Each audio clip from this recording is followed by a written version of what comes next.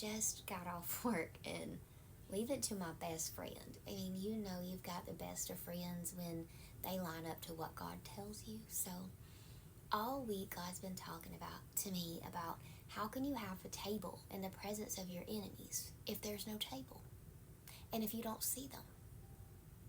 So, all week, my daughter's my assistant, and every time I'm in my town office, I sit down, we go and we eat somewhere new, or we eat somewhere we love, and we've just seen and been in the spaces that are hard to explain, like full circle moments of people that never liked you much, or people that had a lot to say about you, or people that did you a little under the table.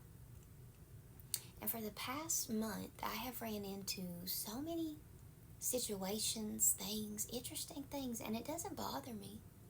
Not mad at nobody. It's not anything like that. It's just like a, huh, it's odd, it's strange.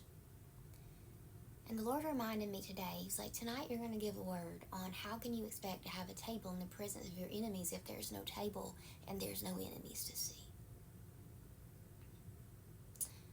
Well, I knew after work I was going to record it, but I didn't know it was going to come in the form of actual things.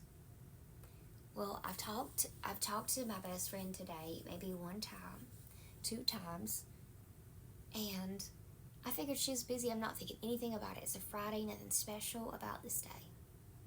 But there was.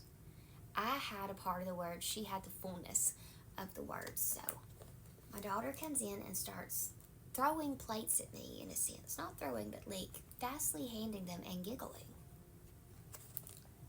And it's a salad. And I'm like, did you use your paycheck to get me a salad? And then there's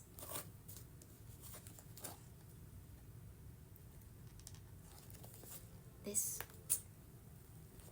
artichokes, and there is potato soup like my mama made. There is steak and fries, and there is asparagus, like junior asparagus, and chicken in the shape of a heart.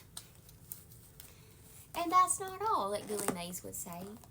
There was Chick-fil-A for the kids, and extras, and sauces, and forks, and knives, and napkins, and everything, and a drink, and everything you could possibly need to veg out and go ham. So, this word is brought to you by the letter D.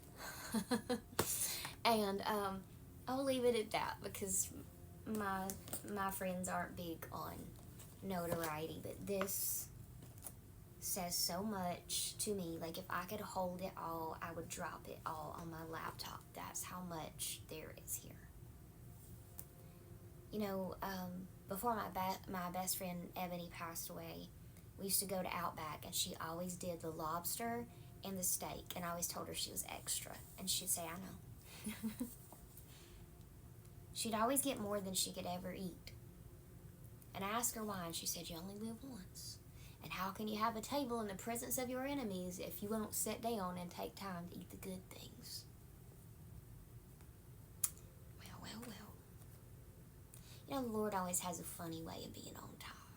I told y'all today not to worry about time. Maybe I was talking to myself too. Here's to your table. Here's to your enemies. And more than that, here's to your friends. And a God who sends the right people. A God who creates words out of multiple mouths at the same time, multiple actions at the same second on the clock. How can you ever have a table in the presence of your enemies without a table or food or enemies? And who else to fill that table than your very best of friends? I'm gonna go stuff my face. I can't get over that. Old preacher told me once, you show me your 5 best friends, I'll tell you who you are. I must be doing all right. Yeah, must be all right indeed. bless you guys. Have the best.